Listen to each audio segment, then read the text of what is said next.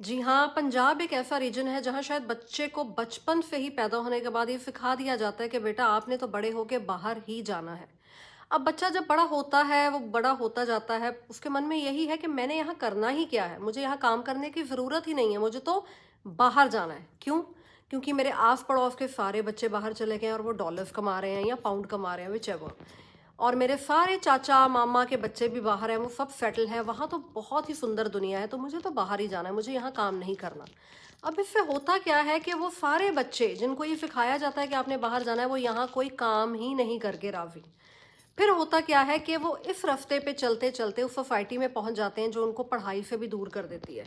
तो मतलब जब तक वो बच्चा बड़ा होता है उसमें ये काबिलियत नहीं रह पाती है कि वो बाहर जा पाए, आइल्स के बैंड ले पाए सबसे पहले, और पढ़ लिख के वो बाहर जा पाए। तो पेरेंट्स के पास दूसरा रास्ता बाहर भेजने का क्या होता है कि स्पाउस ढूंढ लो जिस पे हम पैसा सारा अपनी ज़िंदगी का कमाया हुआ लगा देंगे और वो हमारे बेटे या बेटी को बाहर ले जाएगी। अक्सर बेटों को बाहर ले जाएगी। तो माँ बाप में जो पूरी ज़िंदगी की जमा पूंजी होती है 25 30 35 लाख, वो शादी करते हैं बेटे की पहले, बेटी की या बेटे की जो भी है, उसके स्पाउस को फिर बाहर भेजते हैं और पूरा पैसा लगा देते हैं। अब जो उनका स्पाउस होता होता तो वो भी उसी सोसाइटी का एक पार्ट है जहाँ पर उनको उस बच्चे को भी सिखाया जाता है बाहर जाना है। पर वो बच्ची या बच्चा इंटेलिजेंट ज़रूर होता है, पर पैसे परिवार के पास ना होने की वजह से दूसरी पार्टी का पैसा लगवा के पहुंच जाता है बाहर, स्पेसिफिकली कनाडा, क्योंकि कनाडा ने पीछे बहुत बच्चों को 6 बैंड पे वीज़ा दिया है। अब जो वो बच्चा एक गांव के बैकग्राउंड से सीधा कनाडा की आज़ादी भरी जिंदगी में पहुंचता है तो वो बहुत चक्का रह जाता है, जहां पर शायद उसको रोकने वाला कोई नहीं होता। उसको डे वन आज़ादी मिलती है जहां किसी को फर्क नहीं पड़ता वो रात को कितने बजे घर आ रहा है, वो दिन को कितने बजे घर से बाहर जा रहा है। पर वहां पर प्रॉब्लम आती है मनी की, क्योंकि शायद वो भी बच्ची जो है स्किलफुल, या बच्चा जो है वो स्किलफुल इतना नहीं होता कि जाते ही उसको बहुत अच्छी जॉब मिल जाए। तो दूसरा रास्ता उस बच्चे के पास वहाँ की हसीन ज़िंदगी जीने के, अपने सपने पूरे करने के, वहाँ की जो अट्रैक्टिव ज़िंदगी है, जो बहुत अट्रैक्टिव सामान उनको अपने आसपास दिखता है, वो खरीदने के लिए उनके पास एक रास्ता बचता है कि क्यों ना हम एक पर्सन को अपनी ज़िंदगी में फंसा लें जो हमें गिफ्ट दे, हमारी ज़रूरतों को पूरा करे। और वो जो स्पाउस बाहर गया होता है वो वही रास्ता अपनाता है, क्योंकि उसकी अब ख्वाहिशें जागनी शुरू हो जाती हैं कनाडा जाके। उसको आज़ादी दिख रही है, पर उस आज़ादी को इंजॉय करने के लिए उसको चीज़ों की भी ज़रूरत पड़ती है। तो वो देखते हैं कोई बॉयफ्रेंड या गर्लफ्रेंड।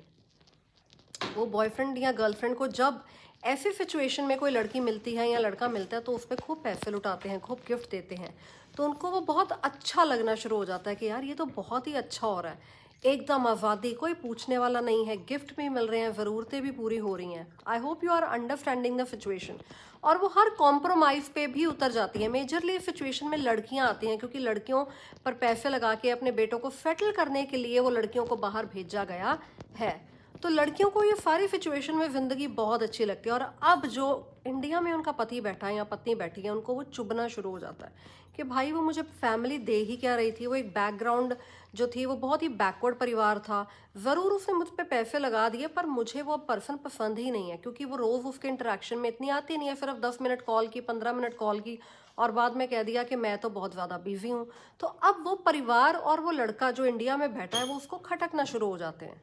तो वो धीरे धीरे धीरे एक बैकग्राउंड रेडी करती है कि मैं बिजी रहती हूँ, और एक स्टेज जब आ जाती है वो अपने परिवार को भी बोल देती है ओपनली कि मुझे अब उसके साथ ये रिश्ता कैरी ऑन नहीं करना। तो मतलब एक परिवार को वो पहले यूज़ करती है, पूरा उनकी ज़िंदगी का जमा पूंजी जो उन्होंने जोड़ी हुई है वो लगवा के बाहर जाती है, अपनी ज़िंदगी अपनी खुशी से जीना शुरू कर देती है, और वो पर्सन को मार देती है लात। और बहुत ज़्यादा केसेस में वो जो लड़की है वो अपने बच्चों को भी इंडिया में छोड़ के आई है। इन शॉर्ट मैं ये कहना चाहती हूँ कि कई फीमेल्स वो स्टेज पे पहुँच जाती हैं कि जिनके बच्चे भी बैठे हुए हैं इंडिया में। आप समझ पा रहे हैं? तो ये सारी सिचुएशन हम आए गए दिन अपनी इंडस्ट्री में देख रहे हैं, ये हो रहा है, ये रियलिटी है, ये कोई स्टोरी या वीडियो बनाने के लिए मैं नहीं कह रही हूँ। और इन सारी सिचुएशंस में बहुत सारे केसेस में क्या हो रहा है, या तो लड़का बैक इंडिया आत्महत्या कर लेता है, या वो केस फाइल कर रहा है लड़की के या लड़की के परिवार के अगेंस्ट के, इन्होंने हमें लूट लिया है और हमारे बेटे को बाहर तक नहीं बुलाया है। तो आपका इस सारे सिचुएशन में क्या कहना है?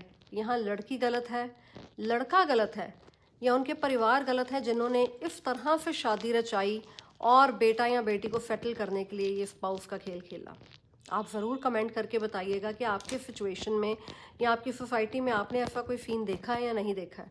और अगर ये हो रहा है तो रियलिटी ये है कि परिवार ही दोषी हैं।